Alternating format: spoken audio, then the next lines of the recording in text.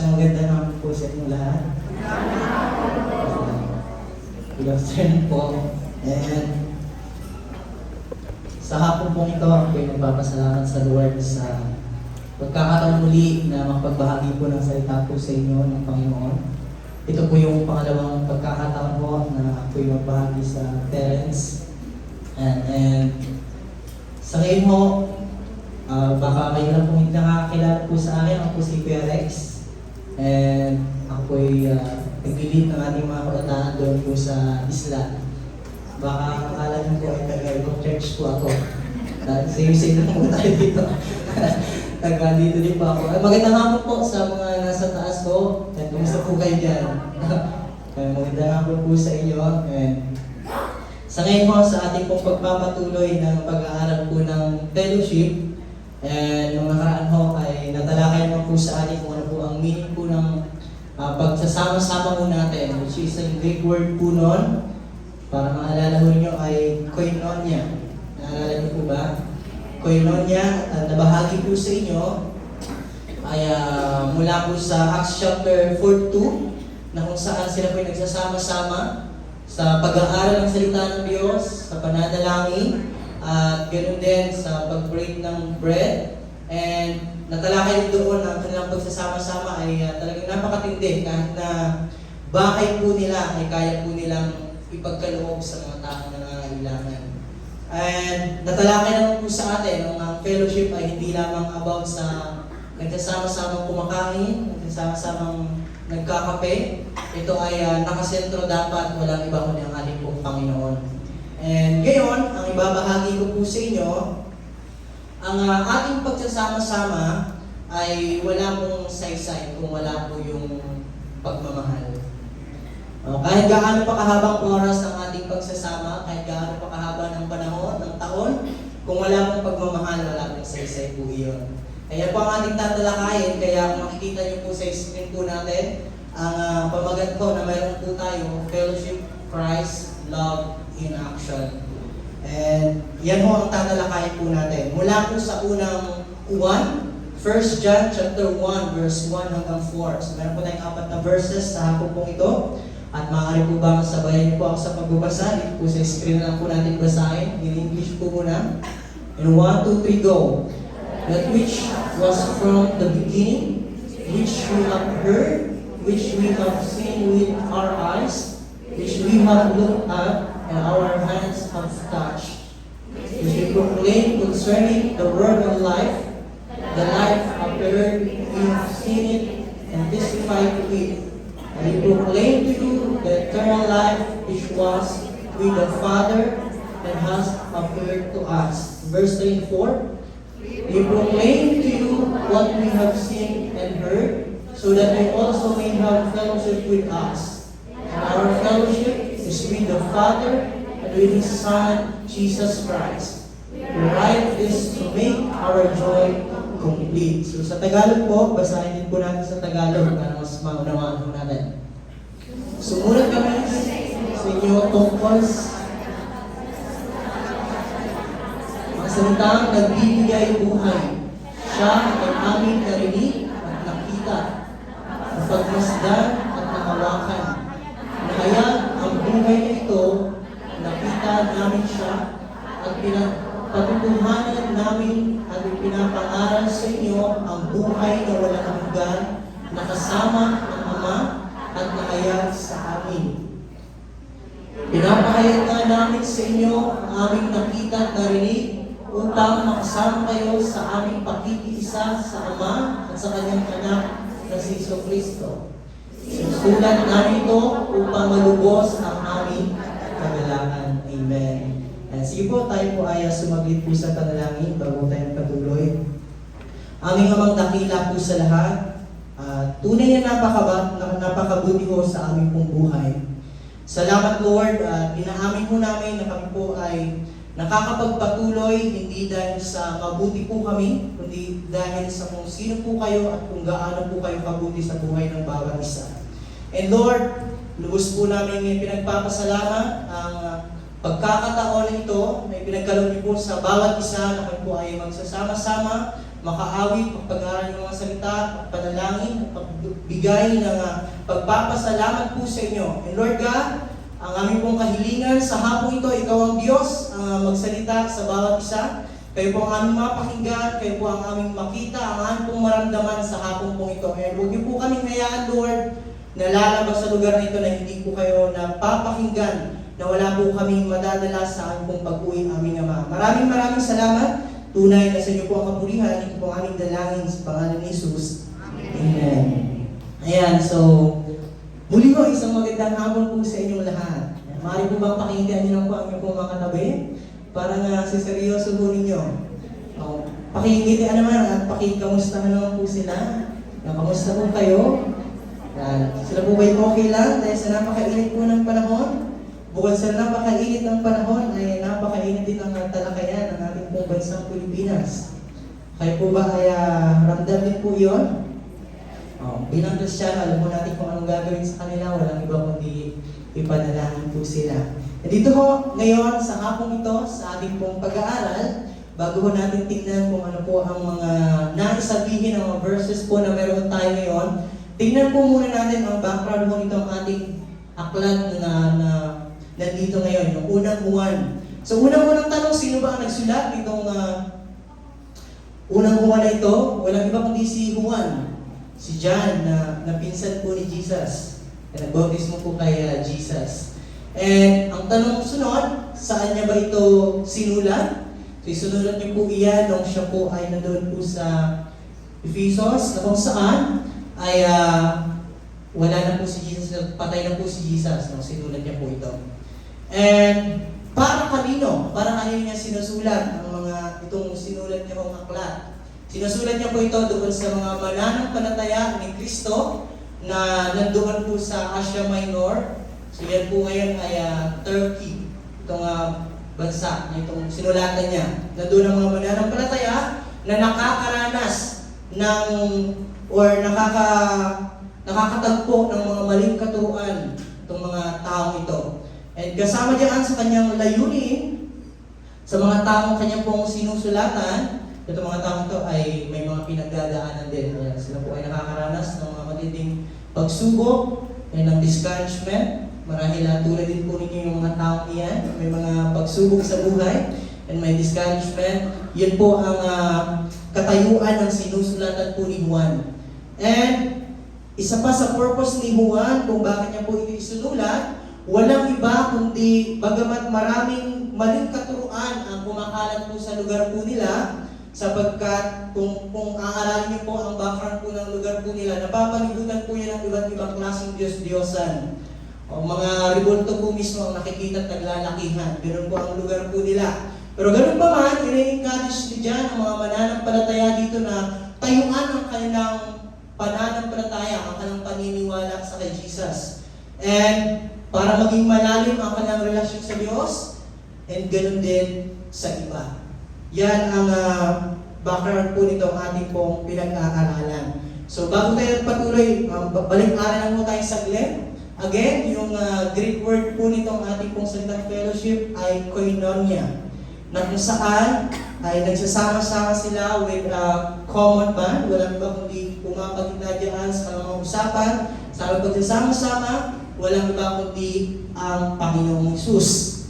Ang sabi nga ko dito, it's not just an activity, but a quality of life. Hindi lahat ng pagsasama-sama ay masasabi mo nating fellowship. So, ganoon lang po ang ibig sabihin po niyan. And a shared experience in which believers participate. So, ibig sabihin, ang kanilang pagsasama-sama, walang ibang layunin, kundi kung papaano nila maipakita ang buhay na may Kristo. Yan po ang kahulugan itong ating pong fellowship. Kaya naman, sa hapon po ito, base po sa ating passage na napili, ibabahagi ko po sa inyo. Unang-una, gusto ko pong ipaalala sa inyo ito, na ang pagsasama-sama is not about human relationships.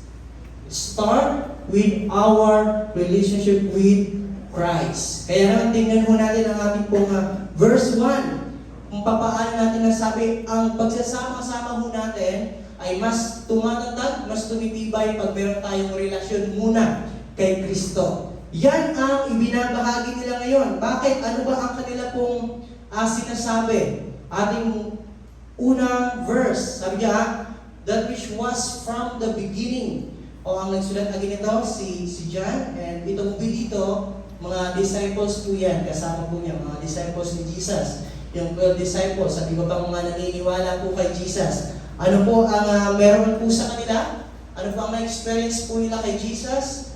Alam mo ninyo, ay nakasama po nila ang Panginoong Hesus, personal, 3 years. 3 years po silang magkakasama. Itong 12 disciples and si Jesus. Kaya ito, ang kanilang patotoo, sabi diyan, we have heard, narinig nila si Jesus.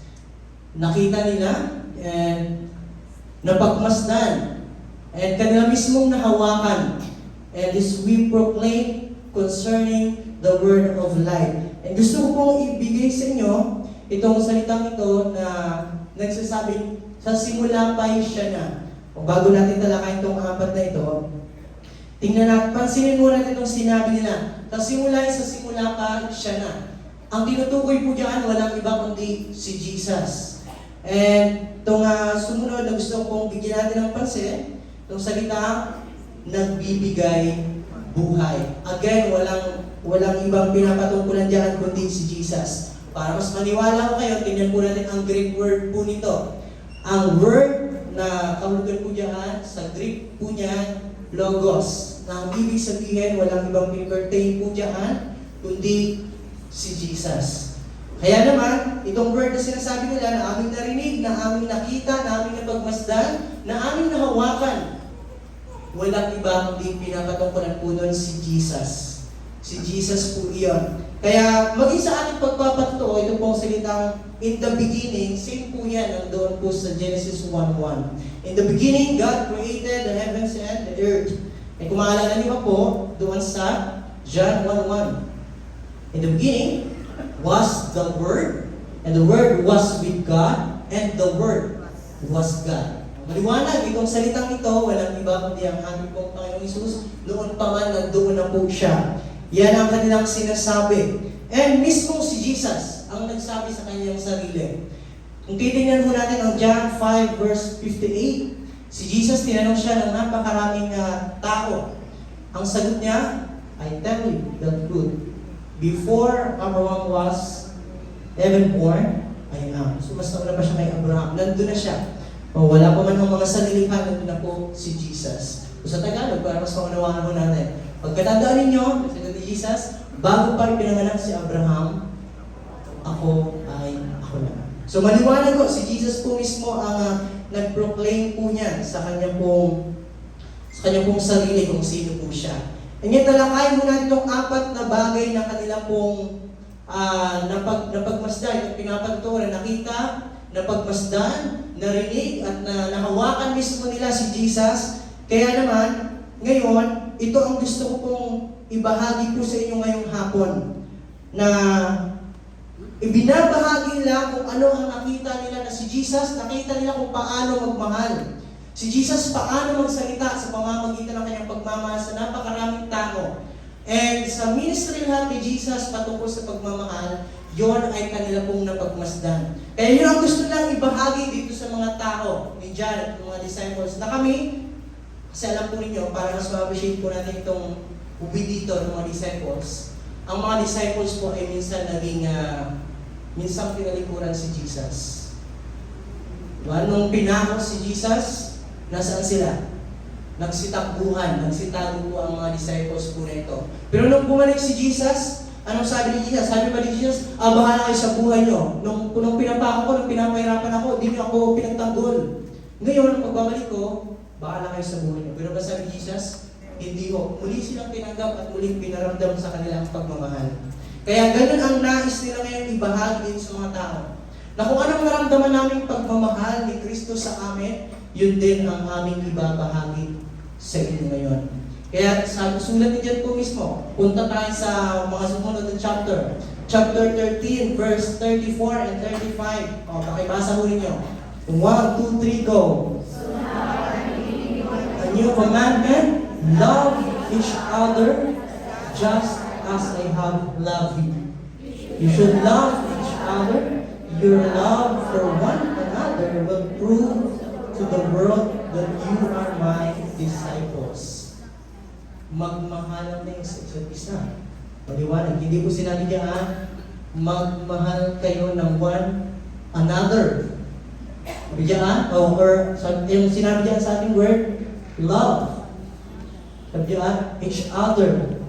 Hindi one or another one. Hindi sinabi diyan, love another one. Ay kundi ang maliwanag is sinasabi diyan, magmahalan kayo sa isa't isa. Pag kayo ay nagmahal, yan ang pagpapakita na totoo kayong tagasunod. Ganyan ang nais nilang ibahagi sa mga taong nakakaranas ng persecution, ng paghihirap. Mga kapatid, kahit na naghihirap tayo, kahit na may mga pinagdadaanan tayo, kahit maraming tinuturo sa ating kamalian, ang mga taong nandito sa paligiran natin, magmahalan tayo sa isa't isa. Kaya naman sa hapong ito, base diyan sa verse na gusto kong paalala sa inyo ang bagay ko nito.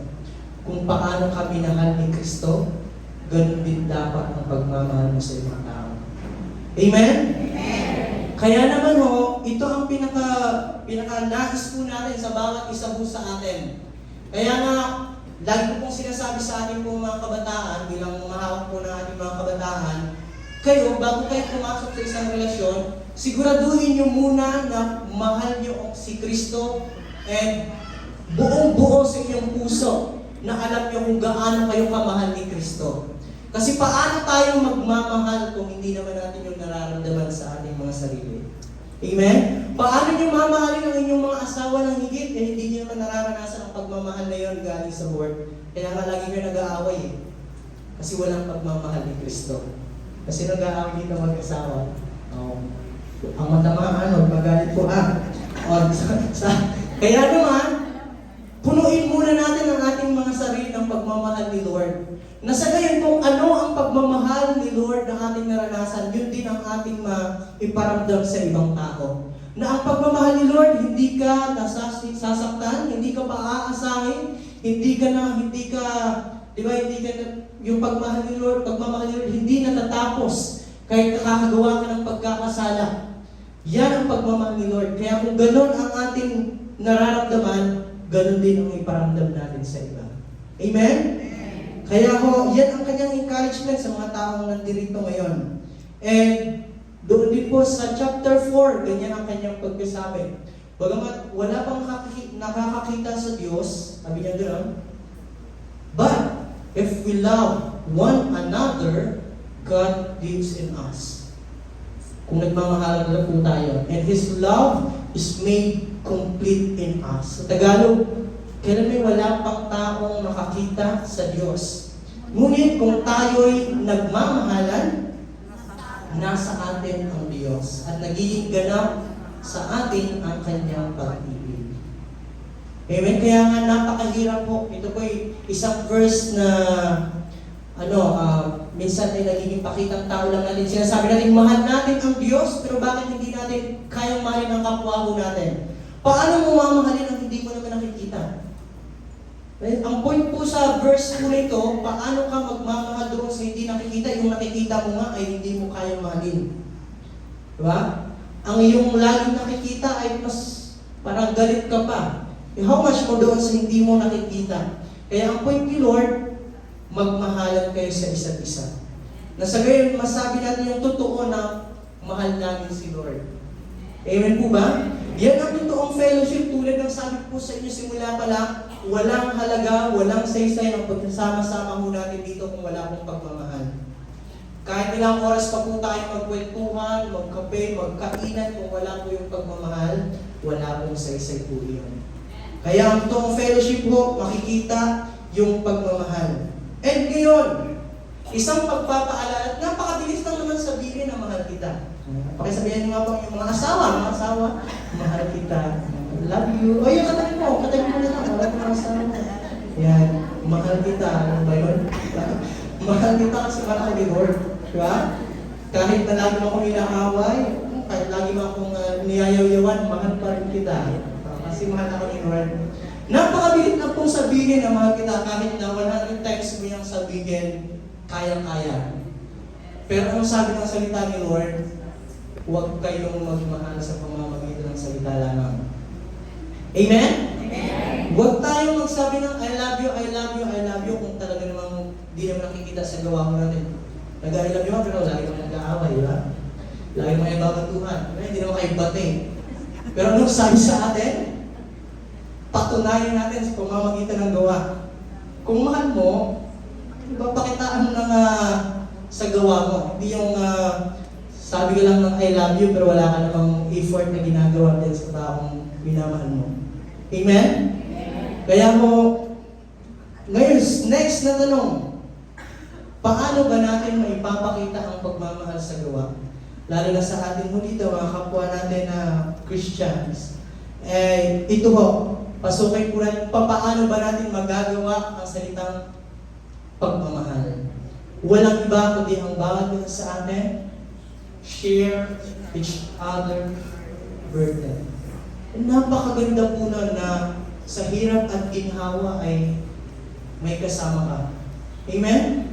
Pag malungkot ka, meron kang may mababahagian. Pag may pinagdadaanan ka, ay may maiiyakan ka, may masasadahan ka, ang sarap sa pakiramdam po nun. Amen? Kaysa naman sa lungkot ka na, para pakiramdam mo ay problema sa asawa, problema sa mga anak, problema sa pera, lahat na lang, problema, tapos wala ka namang mapag-upainan, di ba? Ang bigat sa pakiramdam po nun. Kaya ho, nais sa atin ng Diyos, itong pagbabahagi niya dyan sa kanila, na kung ano mang kabigatan na meron mo kayo, i-open niyo sa isa't isa yan. Yan ang ito, fellowship. Utos po yan, sapagkat sabi nga dyan, in this way, obey the law of Christ. Magtulungan daw po tayo sa problema na meron po tayo. Paano ako tutulong? Ako nga may problema, tapos ako tutulong ako din sa tila, dagdagan ang problema ko ngayon. Diba? Kaya naman ang sabi sa atin, papaanong paraan natin may open itong problemang ito? Dumalo ka sa mga gawain. Sa Bible study, sa discipleship na meron kayo, sa mga care groups na meron po kayo, huwag mong kalimutang dumalo doon. Amen? Sabi dyan, let us not neglect our meeting together sa ating lahat. Kaya huwag tayong maging tamad sa pagdalo sa gawain, sapagkat napakalaking tulong po nito sa atin. Doon mo may open, doon ka makakaiyak, tapos pag iyak mo ay may pagpipray ka pa. Ang sarap sa pakiramdam, ang gaan sa pakiramdam po. Na-experience nyo na po ba yun? Ang dami mong problema, tapos sakto may Bible study kayo. Tapos nag-open ka doon ng mga pinagdadaan mo sa asawa mo, sa anak mo, sa mga utang mo. Ayun, tapos pagtapos ng pag-share mo, umiyak ka, tapos pinag-pray ka ng mga ka-members mo. Ang gaan sa pakiramdam po nun. Amen? Kaysa sa, ayun, sinulo mo lang ang problema. Ay, wala, na-depress ka tuloy ngayon. Na-stress ka kasi wala kang mapag-uupenan. Kasi hindi ka naman dumadalo. Pag may Bible study, tumatago ka naman. Pag may discipleship, ay katamad-tamad ka naman. Ang problema mo, hindi mo tuloy na o-open. Alam mo saan na-open? Sa Facebook, ipopost sa Facebook. Mas magmumura ka pa doon. Buhay ito. Kaya, nasa atin ng Lord, huwag nating katamaran ang pagdalo sa bawat gawain. Huwag nating kakalimutan, pero alam niyo, isa po ito sa nakakalungkot po sa atin. Na kahit linggo ay kinakalimutan po natin. Bakit? Saan pumupunta? Doon na, minsan nagtatrabaho, diba? Pero sabi ng Lord, in Exodus 20 verse 8, Monday hanggang Saturday, tapusin ang trabaho mo. Pero pagdating ng linggo, dumalo ka sa gawain. Amen? Huwag mong kakalimutan yung araw ng pagpamahinga. Yan po yung ating pang-4. Pang-4 po yun na commandment. Na huwag mong kakalimutan yung Sabbath day. Kaya ngayon mo, ang nais po sa atin, na ang bawat isa ay magtulungan.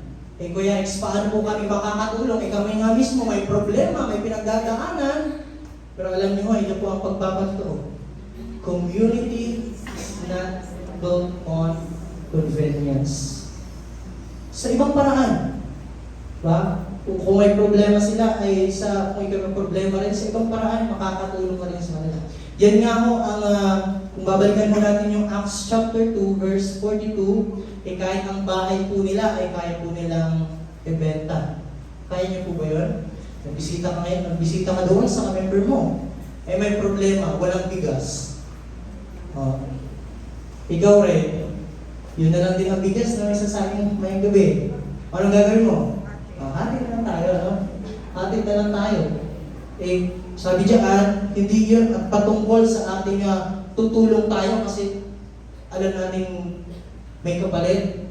Hindi ka dapat po ganun. Kundi, ito po, sa sumunod na verse po doon, tingnan mo natin kung ano pong ginawa nila sa uri ng kanila pong pagmamahal sa isa't isa. Hindi lang nila sinasabi, okay guys, magmahalan tayo dito ha. Pero ginawa ko nila. Tingnan mo natin itong sumunod na verse. Pakibasa mo ninyo. Binenta nila ang mga properties nila at mga gamit. Tapos, distribute nila sa lahat ng perang nakita ayon sa kanya-kanyang pangangailangan. Kaya po ba yun? Pumunta ka sa tatay ngayon, nagbisita ka, tay, mas na ka naman tay. Ayun, lagi akong pagod sa trabaho. Kasi lagi akong naglalakad. Ngayon, kaya mo bang ibigay yung motor mo? Mas kita, sa'yo lang motor ko tay para hindi ka na maglakad sa trabaho tay. Kaya po ba yun? Di ba tindiho? Pero sila ganun po katindi ang kanila pong action mo pagdating po sa pagmamahalan po, sa pagkakisama sa isa't isa. Ganun po katindi. Pero sa atin, kahit paanong paraan, hindi naman kailangan yumaman muna tayo para makatulong sa iba.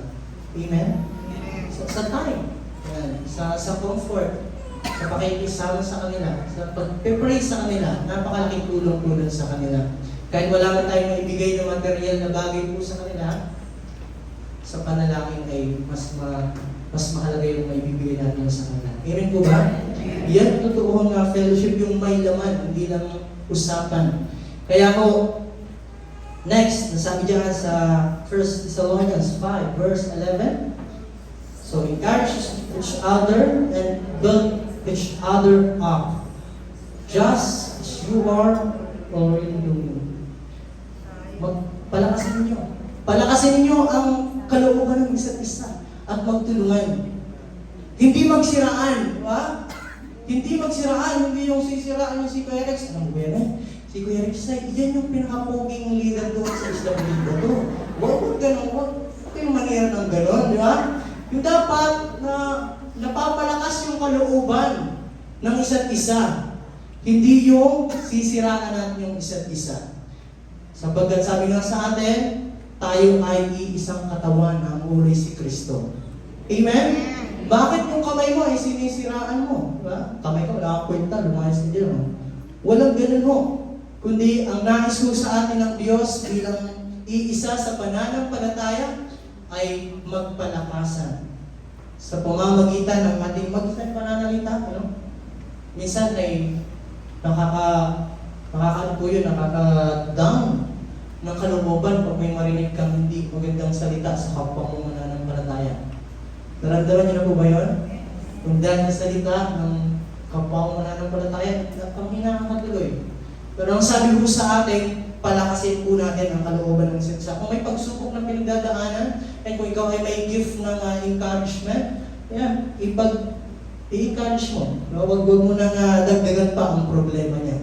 At magtulungan daw po tayo. And dugtungan mo natin yung kanina communities not built on convenience, but pakibasa mo natin ng malakas. Looking out for each other's need. Tanungin mo ang katabi mo ngayon na ano bang kailangan mo? Bakit mo?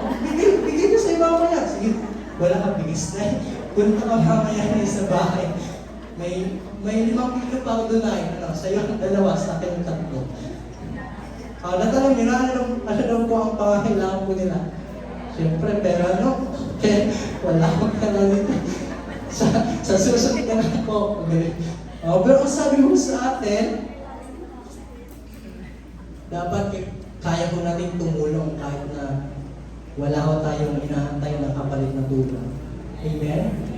Pag may nakita tayong talagang nangangailang, umiiyak si nanay kasi nag-ano po siya, meron po siyang problema sa asawa niya. Nay, problema ko talaga yung asawa ko, Nay. Sabi niya, ibigay mo na yung pangangailangan, ibigay mo yung asawa mo kay Nanay. So, encourage mo, encourage mo na kung paano ka encourage, kayo rin nag-aaway sa asawa mo. Diba? Pero ang nais ko sa atin ay walang iba, hindi magsiraan, kundi magtulungan po tayo. Ayan, yan ang nais sa kanila. Ito pagkasulat po ni John. Ganun ang aming nakita. Ganun ang aming natunghayan. Si Jesus, kahit na magnanakaw, hindi niya inusgahan, minahal niya pa rin. Kahit na ang babae ay napakaraming asawa. So, tingnan niyo po yung Biblia mo natin. Ang utos sa atin, sa ating pong utos, pang 7 po ata, pang 7, bawal mga lunya. Nasa Bible po yun. And pagdating po ng ating bagong tipan, may babaeng napakaraming asawa. And nandoon ang mga teachers of the law at napakaraming tao may hawak na bato. Jesus, umalis ka dyan, babatuhin namin yung babae niya kasi sabi sa law, papatayin sa pamamagitan ng pagbato ang maraming asawa yung nangangalo niya. Ano sinabi ni Jesus? O sige, bato-batoin niyo na kasi. Maraming asawa yan. Pero ano sinabi ni Jesus? Hindi niyo pinabato. O sino mo lang kasalanan dito? Siya ang unang bumato.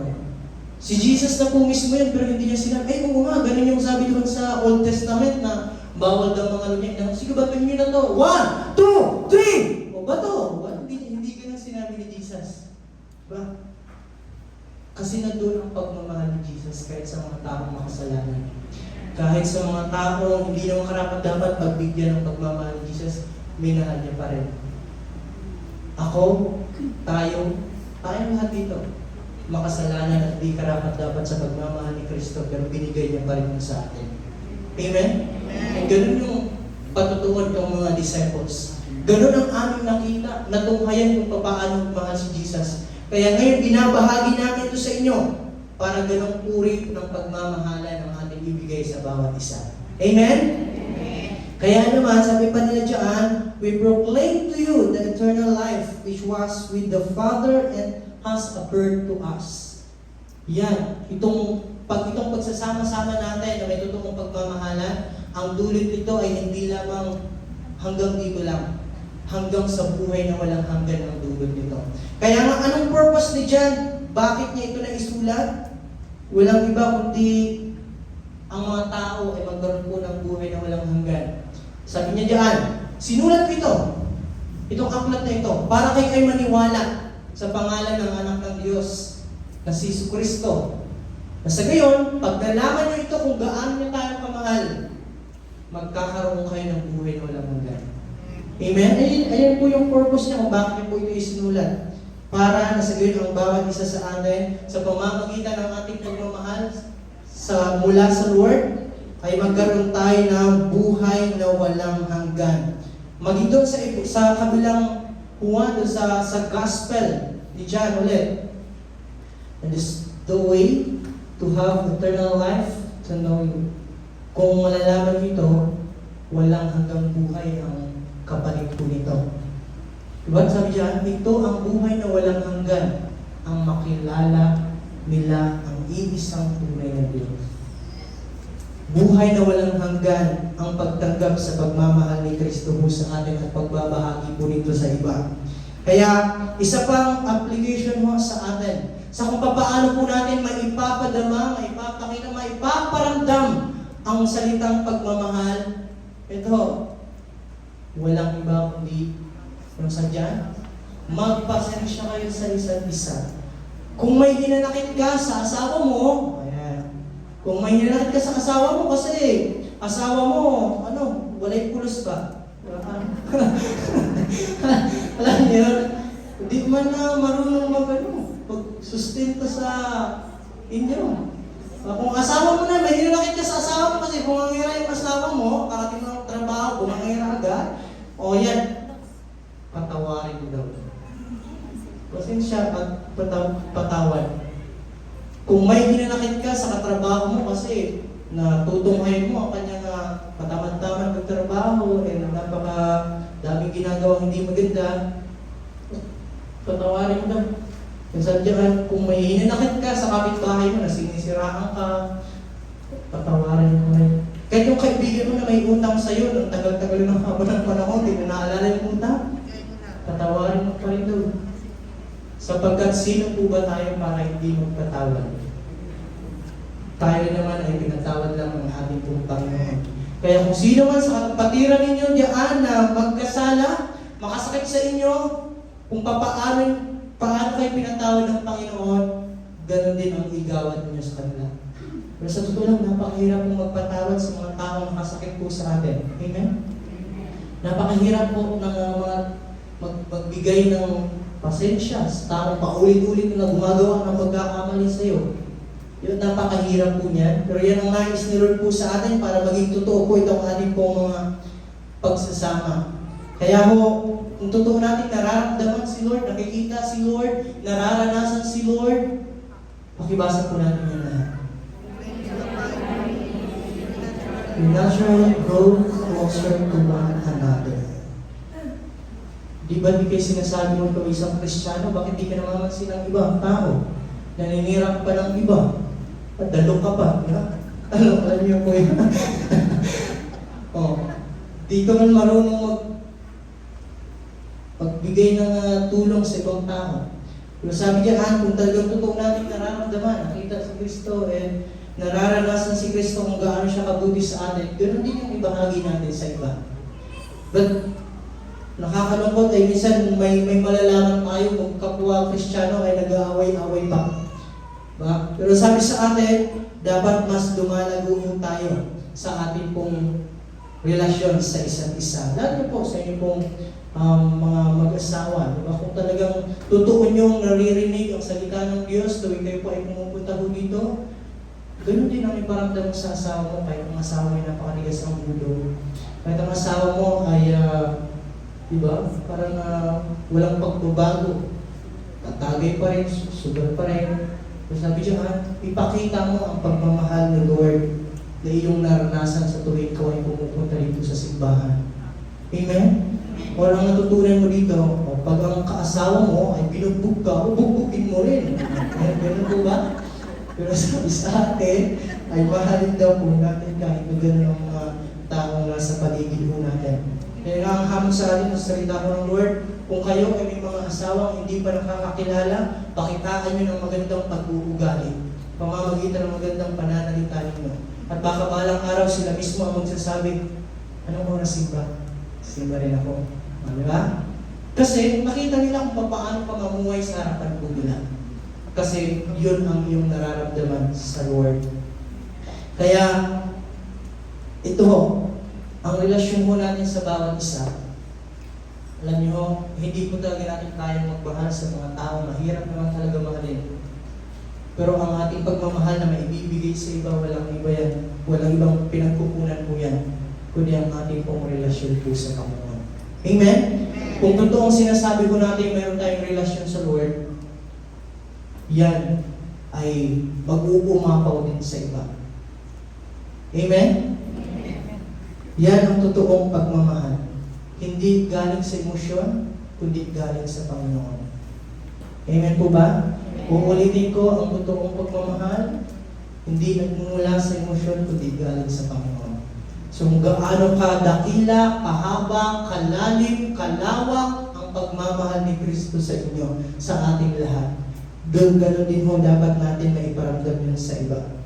Kaya dito ho, ang nais niya ho sa atin. Pakibasa mo natin. Let us continue to love one another, for love comes from God. And anyone who loves is a child of God and knows God. Tayo may magmahalan. Saan ang gagaling yung pagmamahalayan? Walang iba kundi sa Lord. Kung ikaw ay nagmamahal, totoo kang anak ng Diyos. Pero kung asawa mo mismo, ay hid na hid mo yung asawa, lumayas na rin ako! Baka hindi ka anak ni Lord. Kasi ang sabi ni Lord, ang nagmamahal ang anak po niya. Wala kang puntang asawa, lumayas ka dito, hindi yung totoong anak ng Diyos. Sinabi mo pang nagsisimba ka. Amen? Hindi ko kayo pinapatamaan ha? Pinatama lang kayo. Amen? Kaya ako, Kung totoong nagmamahal tayo, yun ang totoong nakakakilala sa Lord. Sabi po dyan. And isang pagpapatunay, fellowship begins with God, not by our own emotions. Ito pag gano'n natin sa gawain, hindi ka dumadalo dahil sinundo ka. Dumadalo ka sa gawain kasi nandoon yung pagmamahal mo sa Lord at pagmamahal mo sa ibang tao. Amen? Alam po natin yung 10 utos, yan po ay binigay ni Lord ng yung 10, di ba? Yung 4, una, God first. Pangalawa, huwag kang sasamba sa o gagawa ng mga imahen. Pangatlo, ay anong pangatlo natin utos? Una, God first. And pangalawa, ay huwag kang gagawa o sasamba sa mga imahen. Pangatlo, huwag mo gagamitin ang pangalan ng Diyos sa walang saysay. At ang pang-apat ay huwag mong kakalimutan yung Sabbath day. Yan ay patungkol sa pagmamahal sa Lord. At yung 6, pang-5, ay yung ating pag-honor sa ating parents. And pangatlo, pang-6, huwag papatay. At pang-7, ay what? Huwag ba? Huwag mga niya and pang-7. Pang-8 na. Pang-8 natin ay huwag mag-nakaw. And pang-9, huwag magsisinungaling. And pang-10 ay huwag natin angkinin ang mga bagay na hindi naman natin. Yun ay pagmamahal sa ating kapwa. Yan ang pakiki-fellowship, ang nais ng Lord sa mga tao. Na ipakita niyo ang fellowship niya yan sa pamamagitan ng pagmamahal sa Diyos and sa tao. Kaya again, uulitin ko sa inyo, hindi ko tayo dumadalo sa gawain dahil sinusundo tayo, kundi dumadalo tayo sa bawat gawain kasi mahal natin si Lord at ang kapwa ko natin. Amen? Kaya ngayon, naniniwala ko nandito kayo dahil mahal niyo ang Diyos at ang bawat isa. Amen? Kaya ho, sa atin hong pagpapatuloy, ito po ang sabi ko dito, itong hamon po ni Dijan sa mga tao kanyang binabahagian. Sa gayon, kung ganyan ang aming narinig, ganyan din ang nais namin ibahagi sa inyo. Kung paano kami nakasama namin si Jesus ng 3 years at natunghayan namin lahat ng mga aspeto ng kanyang buhay, ganyan din ang aming nais sa inyo. Na kung anong aming naramdaman ay gayon din ang maramdaman niyo mula sa Lord. Makipag-fellowship kayo sa amin. At ganoon din sa Ama at sa Anak. Kaya pagpapatunay, ito ngayong hapon, pagpapaalala po sa inyo, fellowship with God and one another. Hindi pwede kay God lang. Diba? Pero di mo naman bagay yung kapitbahay mo, yung kapwa mo, di mo naman kaaway mo naman. At hindi naman pwedeng sa kaibigan mo lang, kay Lord wala na. Hindi dapat sa dalawa. Ngayon, ito sabi mo ng salita ng Diyos. Bakit kailangan natin ang pag-fellowship? Bakit? Sapagkat walang sino man sa atin ang nabubuhay kung namamatay para sa sarili lamang. Alam niyo kanta po na yan? Alam niyo? Sino po kumanta po niyan? O yan ang kanta po ni Gary na may pamagat na pananagutan. Anong sabi sa kanta?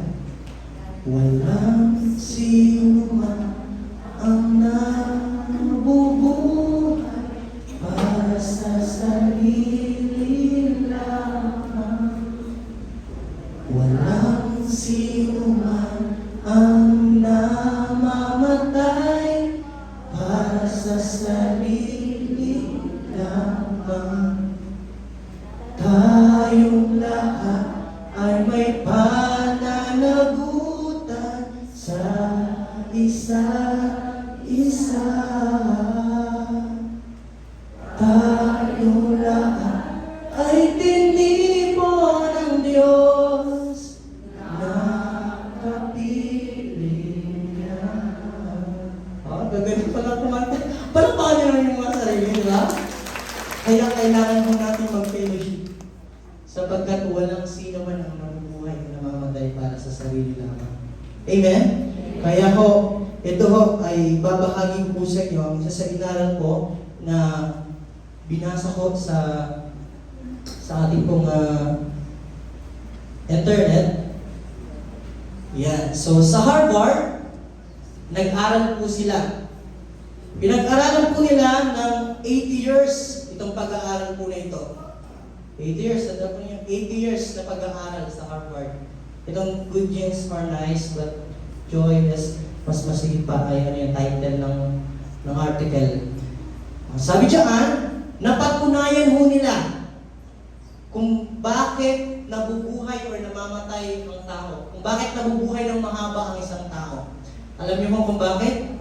And na-prove po nila kung bakit or paano mabuhay ng mahaba ang isang tao. Sabi diyan, embracing community helps us live longer and be happier. O kaya na nabubuhay ng mahaba at masaya ang isang tao kasi meron silang pinabibilang ng community. Nakikipag-fellowship po sila. At kabalikan po yan sa sumunod po sa article po nila, ang mga tao na mga mabilis namatay, sila yung mga taong mag-isa lang, walang nauupinan, walang kaibigan, sila yun. Pero sa atin, sa pag-aaral po nila, ang malaking tulong po pala ang pakipag-fellowship po sa iba. Magkakaroon ka ng mahabang buhay. Yan po ang sabi nila. Pagpapatunay po nila. Kaya sabi po dito, nakakamatay po. Nakakamatay po ang mag-isa.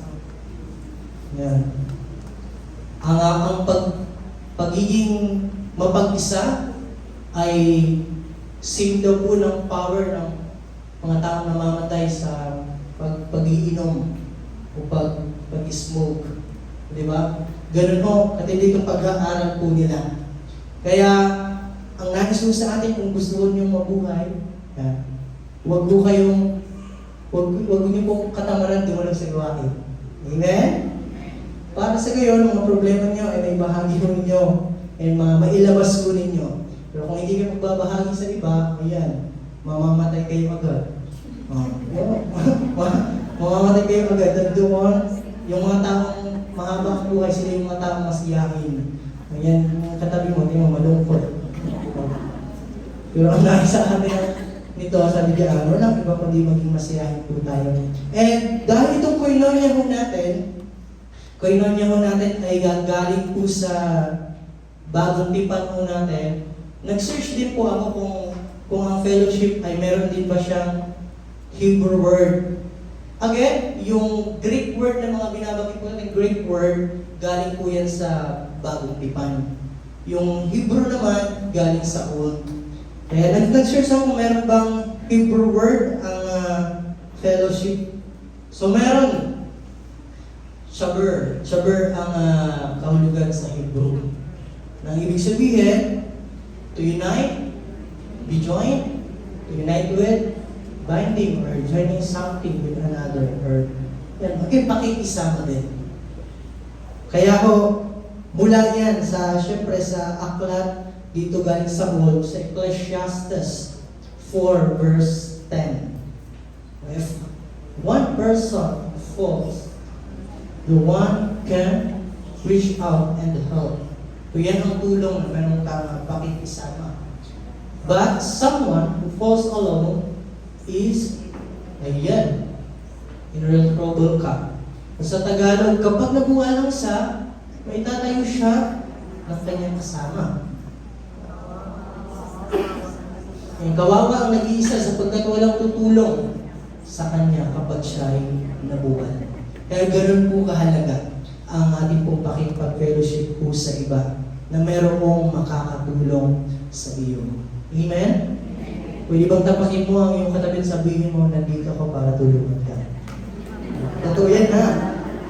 Ay, hindi mong papuntak na yun. Sabi mo,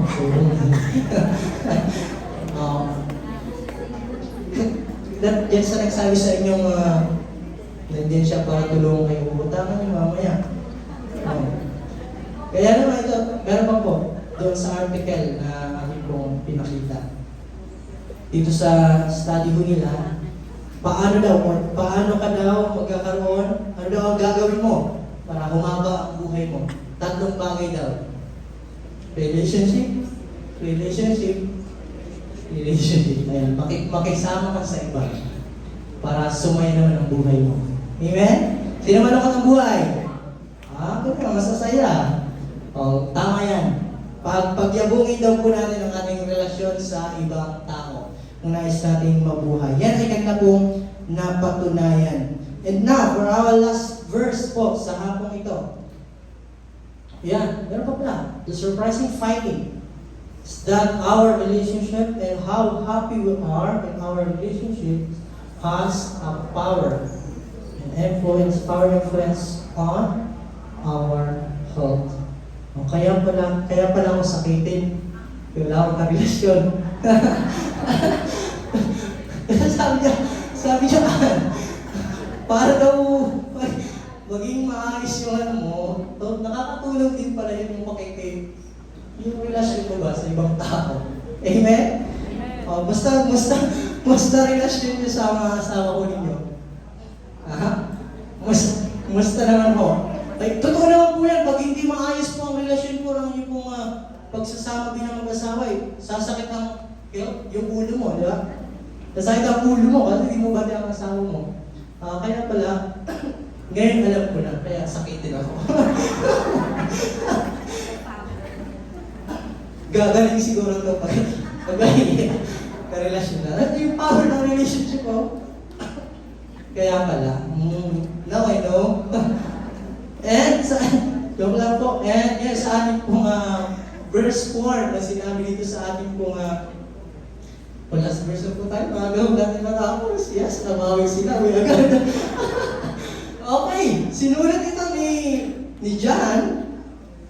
Sa gayon, pag kayo ay makipag-fellowship sa ibang tao, may paramdam ninyo, may pakita ninyo sa kanila ang totoong pagmamahal, our joy complete. Malulubos ang ating pong kagalakan. Yung isang pagpapatunay mo na hindi po ngayon, bago ko paalis nga, tanong ko po sa inyo, saan po ba nanggagaling ang kagalakan po rin? Sa asawa, sa anak, sa pera, sa ating sahod, sarap nun. Saan? Pero alam mo, ito pagpapakita. Bibigyan po kayo ng halimbawa ko dito sa Biblia po natin. Nakakapag-fellowship po sila sa Lord. Sobrang nagalak po sila. Overjoy. Kung maaalala po ninyo ang tatlong magi sa ating pong Matthew 2, nung ipinanganak po si Jesus, pinanap po nila si Jesus sa pamamagitan po ng pagsunod po nila sa star. Tignan to, ang magi itong mga pantas po nito ay galing pa sa malayong lugar. Pumunta sila kay Jesus, sinundan yung star na nag-iisa, nagliliwanag. Itong nakipag-fellowship po sila kay Jesus, nung nakita mo nila si Jesus, nung natagpuan po nila si Jesus, ano po ang kanilang naramdaman? They were filled with joy. Sa ibang salin ay sulat overjoy ang kanila pong naramdaman.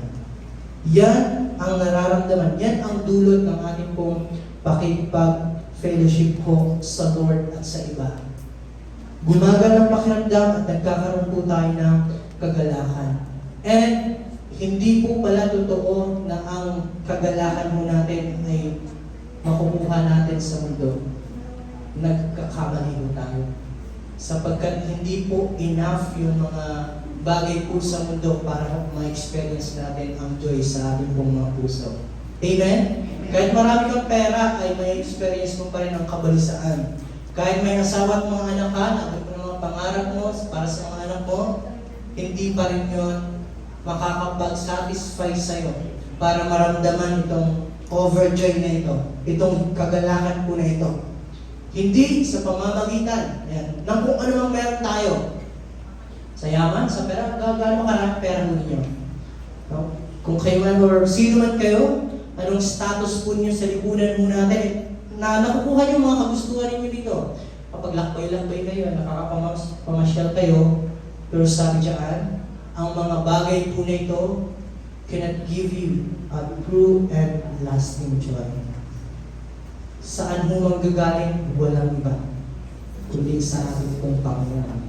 Ang magkaroon ka ng relasyon sa ating Panginoon, yun ang totoong makakapagbigay or makakapag-satisfy po sa iyo. Hindi ko natin makahanap po yan sa iba. Ang iba ay mag-aasawa daw para maging masaya sa buhay. Pero hindi po, masasakit pa ang ulo nila. Amen? Pero ang sabi diyan, makukuha natin ang kakumpletuhan sa atin at ang joy po na ito, ang kabuuan po sa atin pag meron tayong Kristo sa ating pong mga buhay. Amen? And I believe naman na meron kayong Kristo po sa inyong pong mga buhay. Amen? Kaya ako, ito, ang totoong kayamanan ng buhay po natin, wala pong iba, kundi matagpuan po natin sa ating pong relasyon, sa ating pong pakikisama sa ating pong Lord, hindi po sa mundo ito. Amen? Kaya sabi, sige, basahin nga po natin. 1, 2, 3, go!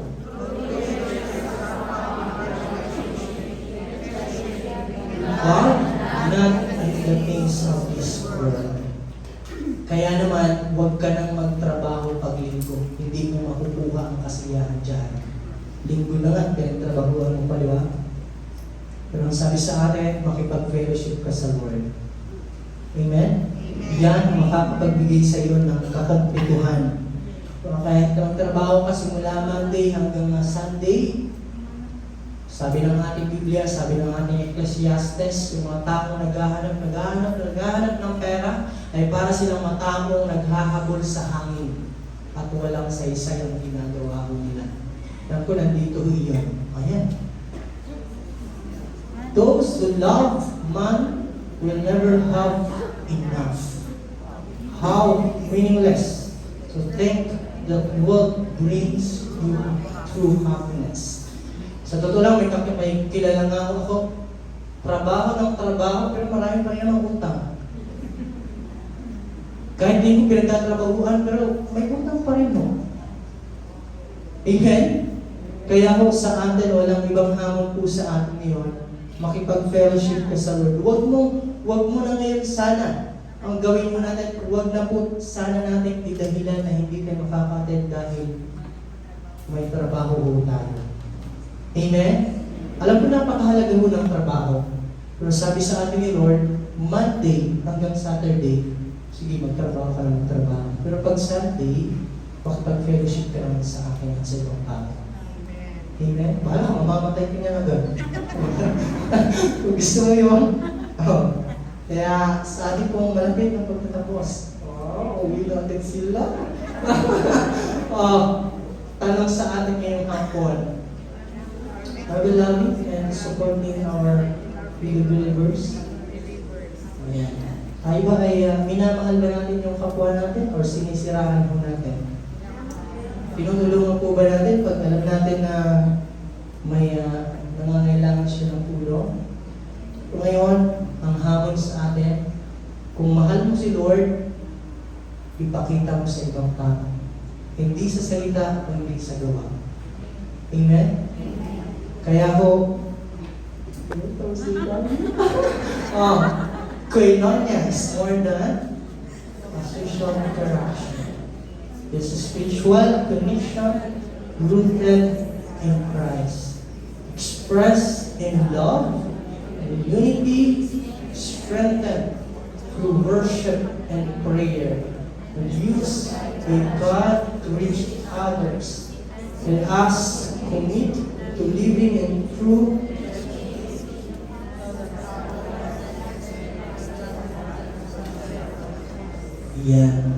So yung koinonia, hindi lang po siya about sa ating pagsasama-sama. Okay? Sa ng ating introduction, hindi siya patungkol sa pagsama-sama lang na wala akong kwenta. Kundi ito ay rooted in Christ. And dahil dyan, ay express natin in love. Hindi lang sa salita. Sa pamamagitan ng ating pag-encourage sa iba, ng ating worship, ng ating prayer, and yan, pangangamusta sa ibang tao. Kaya, for our last slide sa hapong ito. True fellowship is more than gathering.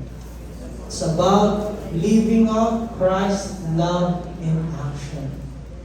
When we prioritize others, serve selflessly, and remain united in faith, we reflect the heart of Koinonia and bring glory to God.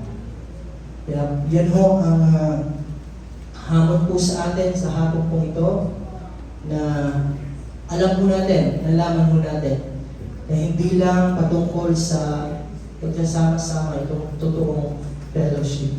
Kaya kung minsan man tayo ay ang mga taong ayaw natin sa ibang tao, so nagkakamali po tayo sapagkat hindi yung nais ni Lord.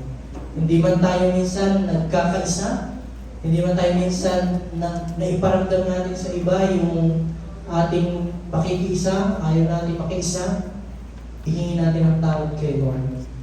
At sa totoo lang, yun ang nais ni Lord sa ating mga tao. Yung makiisa tayo sa Kanya at sa iba. In fact, si Lord po ang gumawa ng paraan na kahit na tayo nagkasala na, siya ang gumawa ng way para kung tayo ay magkaroon pa po ng relasyon po sa Kanya. Kanyang binigay ang Kanyang bugtong na anak para po sa atin. Pwede naman sabihin na, kayo ang nagkasala, di ba na kayo? Magdusa kayo dyan. Pero hindi niya po ganun. Hindi ganyan ang Kanyang sinabi. Kundi, nais niya makaisa tayo sa Kanya at makaisa tayo sa ibang tao. Kaya ngayon, bago po tayo magtapos, awitin mo natin yung pag-isahin mo na niya po kayo tumayo. Gawin natin panalangin. Awitin po ito.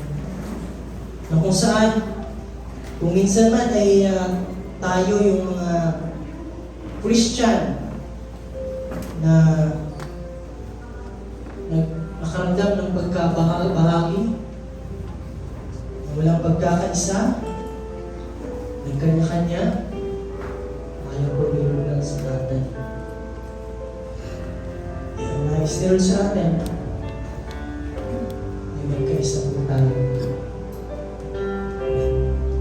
Nagsusumamo,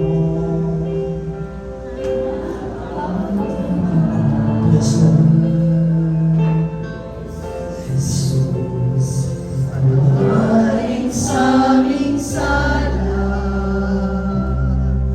Sa pagkabahagi, sa pagkakampi-kampi, sa nagawang kasalanan sa isa't isa. Minsan ba nagsusumamo, nagpapakumbaba. Jesus, patawarin sa aming sala. Sa pagkabahagi, sa pagkakampi-kampi, sa nagawang kasalanan sa isa't isa.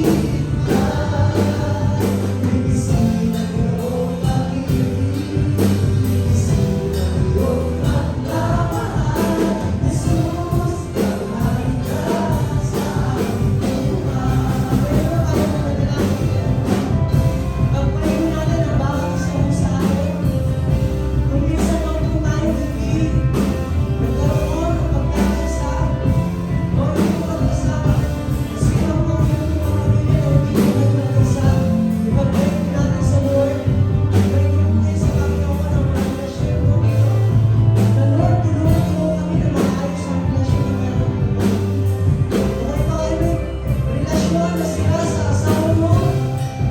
Ipag-pray mo ngayon. Sa manunan mo. Ipag-pray mo natin. Ang ating mga relasyon sa iyo. Itulungan tayo ng Diyos ng mga Diyos. Dito tayo pinanalangin, Panginoon. Meron mo lang dakila. Panginoon, kami po ay lumalangin mo sa inyo. Kami po ay nagpapakumbaba sa inyo, Panginoon. Lord, patawarin niyo po kami.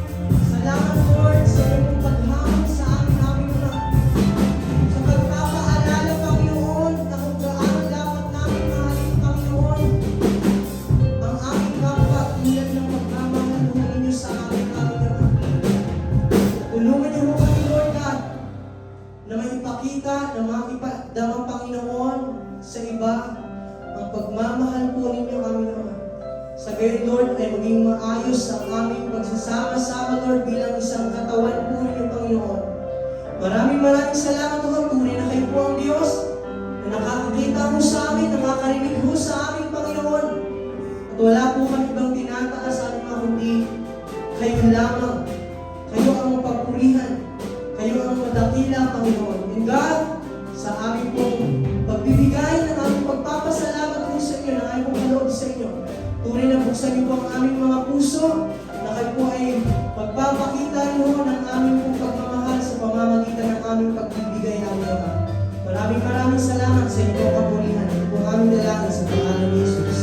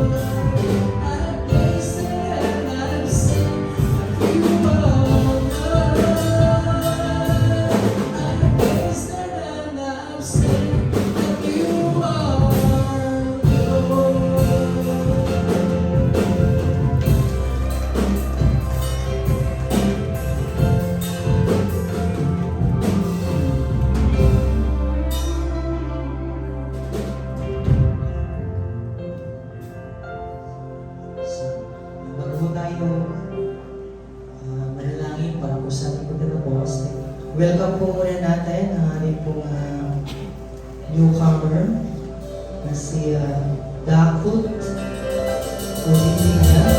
Dakut.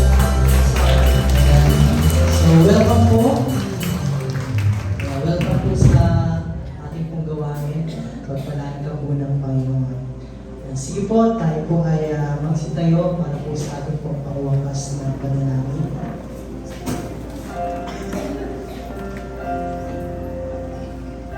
So, ito po yung pangatlo nating pag-aaral tungkol po sa fellowship. Nawa ko ay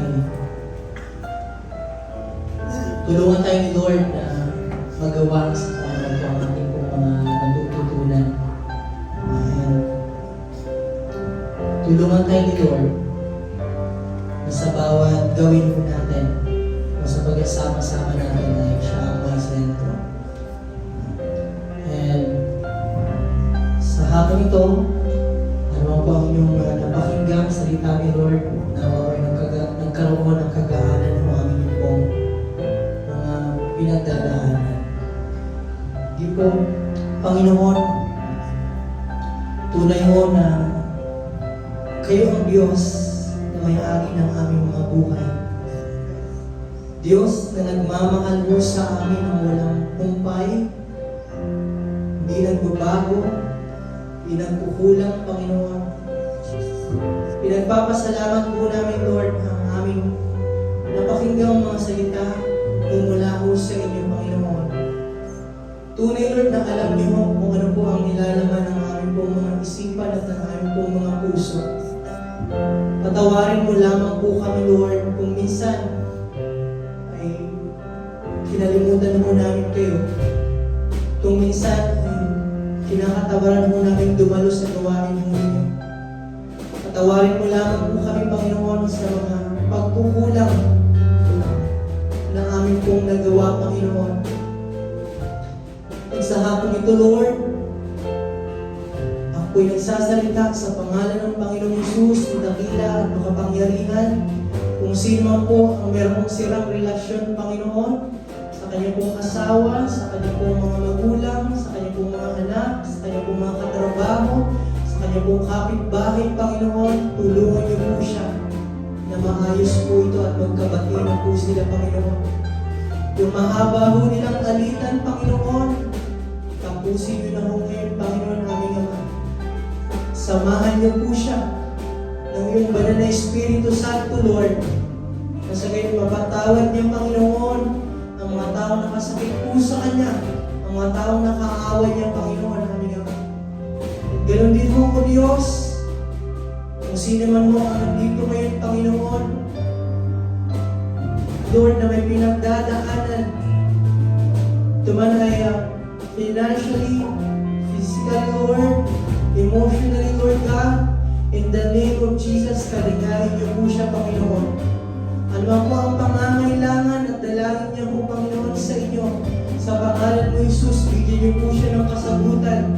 Bigyan niyo po siya, Panginoon, O God, ng katatagan, ng kanyang pong kalooban, O Diyos, na sa ganyan naman po ang hirap na kanyang pinagdadaan ngayon, ay kanya po itong mapagtagumpayan at mas lalong lumalim ang kanyang relasyon sa inyo at sa ibang tao, aming Ama. Maraming salamat, Panginoon. Tunay na kayo po ang Diyos, ang manguna mo sa amin sa susunod na mga araw ng aming mga buhay. Ano po ang kanilang gagawin, Panginoon? Trabaho man, pag-aaral man, Panginoon, pag-aalaga man ng mga anak mo, Diyos. Lord, pangunahan at gabayan niyo po sila.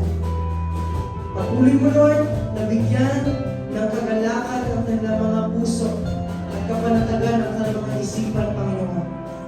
Maraming salamat sa inyo po namin, Lord God. Binabalik ito pong aming mga pagpupuli, pagpapasalamat, pagsamba, pagluwalhati sa pangalan ni Jesus na Panginoon at Tagapagligtas.